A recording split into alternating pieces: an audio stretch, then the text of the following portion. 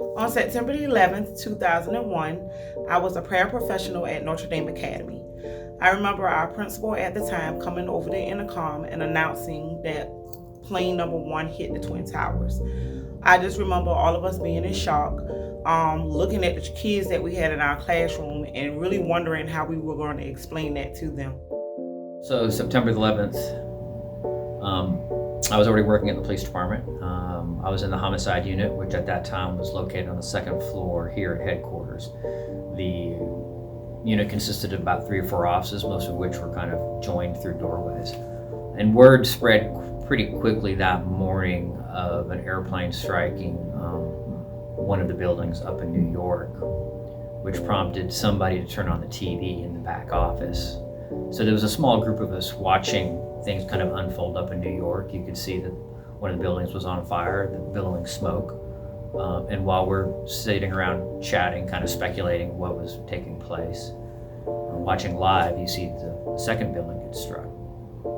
It was pretty apparent at that point that it was something deliberate, something nefarious or evil.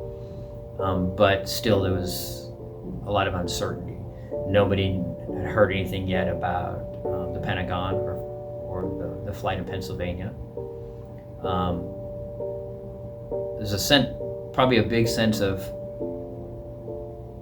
helplessness on some people's part. I mean, you join law enforcement because you want to be able to help, and here you see something of that magnitude happening 100 miles to the north, and there's nothing you can do at that point to try to help or get involved. Parents started to come and get their kids. A lot of kids did not understand why they were being picked up from school early, because the looks on the parents' face, they had no explanation at all. During that time when kids were being released from school, we were informed that plane number 2 hit the Twin Towers. I think at that point, everyone was numb. We had no words. We didn't know what to say. We didn't know how to feel. We didn't know what to think. On September 11th, 2001, I was 14. I was a freshman in high school in central New Jersey, about 30 minutes away from downtown New York. I remember the morning of 9/11, my teacher turning on the TV in our classroom and showing the planes hitting the towers. They actually dismissed us from school early that day.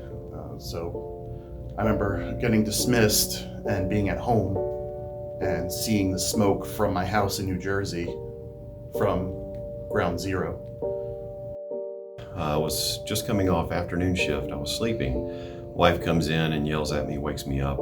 At that time, the first plane had hit. And walked into the room. We were watching, from what I remember, the Today Show. And looking at what had happened, they were showing the replays of how it went in. And when I saw the large jet, I already knew what was going on. But when the second one hit, then we knew we were really under attack.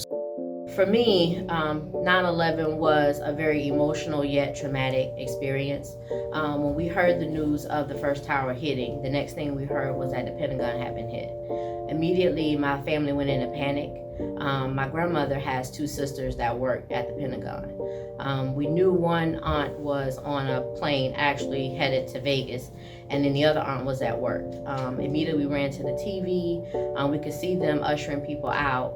The phone started ringing. We immediately trying to make phone calls, but due to landlines and cell phone towers being inoperable, we were unable to get in contact with anyone. It took us about 2 days to make contact with my aunt that actually was at work at the Pentagon, and the other aunt was stranded in Indiana for about 3 days. However, we didn't know that until 3 days later when we were actually able to get in contact with her. A few days later, me and my family went downtown and actually visited Ground Zero. And I remember the fire still burning days later. I remember the abandoned vehicles in the road. I remember still the ash and the dust. But one of the other things that I remember is everybody kind of giving each other a look of like, I know what you're dealing with. So there was a lot of unity, and there was a strong sense of community from everybody that you saw. I actually was in Valdosta, Georgia. I was a student at Valdosta State University. That summer I just graduated from school with my criminal justice degree. So when 9/11 happened, my mother was calling me, family, to just talk things through. You're watching it on TV, you're sitting down, and it's heartbreaking to see the events that was going on in front of you. And to know that you inspired to do the type of work that you're seeing people being pulled out of the rubbish and ground zero, that's something that could possibly happen to you also. And it was at one point being heartbreaking, but also encouraging to see as far as the people, and it was honorable to see them working together and the citizens and everyone. So it was like a no-brainer for me when I got back home to Savannah and to go ahead and go through the process. So for that day, I went into work for that afternoon. We didn't know what to expect. But for me, I remember angry. I was very, very angry. I come from a military family. My father was 24 years in the Army, so he went to Vietnam, he went to Korea. So I know what it's like as a military family to move around, and in that honor of being that, and as far as being in the country and what was happening to us. So I took that very strongly, to the point where at my time, I felt like I wanted to go in the police career, not the military. That was my choice. But after that occurred, had a long talk with my wife that I was going to go in the Army. I said, I need to resign. I said, I want to go fight. It was that passionate for me. Good thing for my wife is she did a lot of research, found in the Coast Guard that I could go in and serve as a reserve capacity, and I would get to go in and I could earn that rank rather quickly.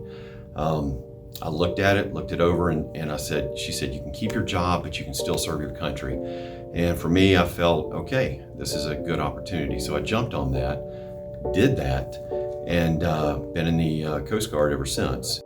One positive note was within a short time frame, though, you could see the resiliency of not just New York, but of this country. Volunteers were showing up in New York in the thousands, wanting to offer some kind of help, some kind of assistance, even as they were trying to make sense of what had happened up there, trying to cordon off and secure and control so that they could sort out and try to find the evidence.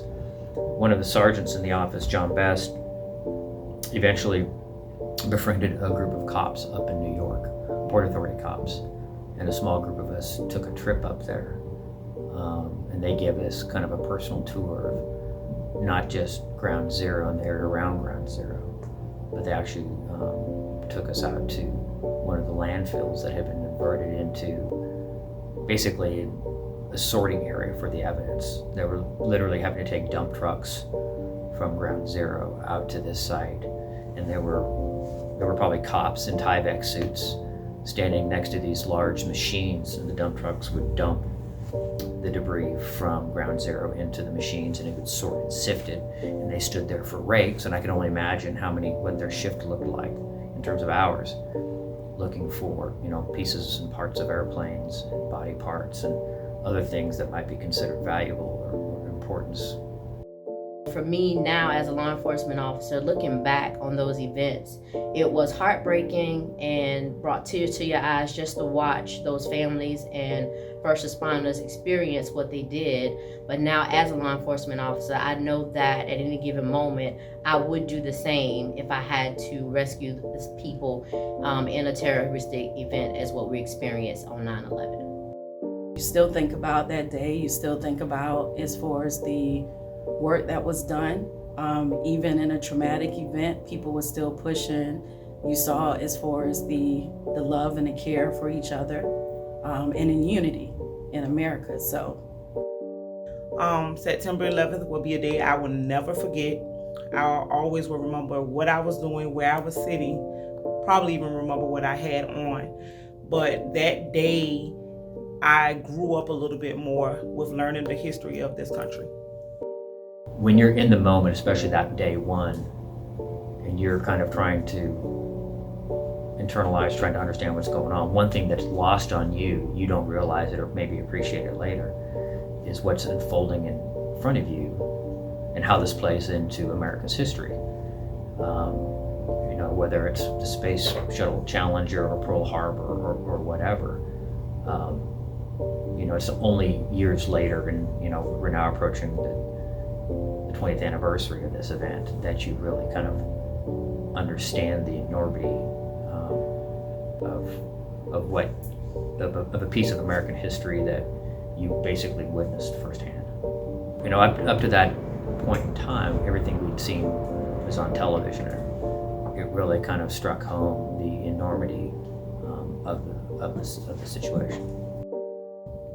I think that it's one of the few times in my life that everybody's kind of been united and like a strong sense of country. 9/11 is a day that is known by first responders of a day of pride and sadness. When you think of pride, you think of the pride for the brave and heroic actions of the first responders who ran towards danger during one of the most horrific terrorist acts in the history of this country. And you look at the sadness that's involved in how many of those first responders lost their lives while saving and assisting others to get to safety. On this 20th anniversary of 9/11, I would hope that we would continue to honor and remember the lives of those who unfortunately lost their lives during this tragic situation, but continue to honor and recognize the brave and heroic actions of first responders every day as they go out and continue to protect our communities and our great nations.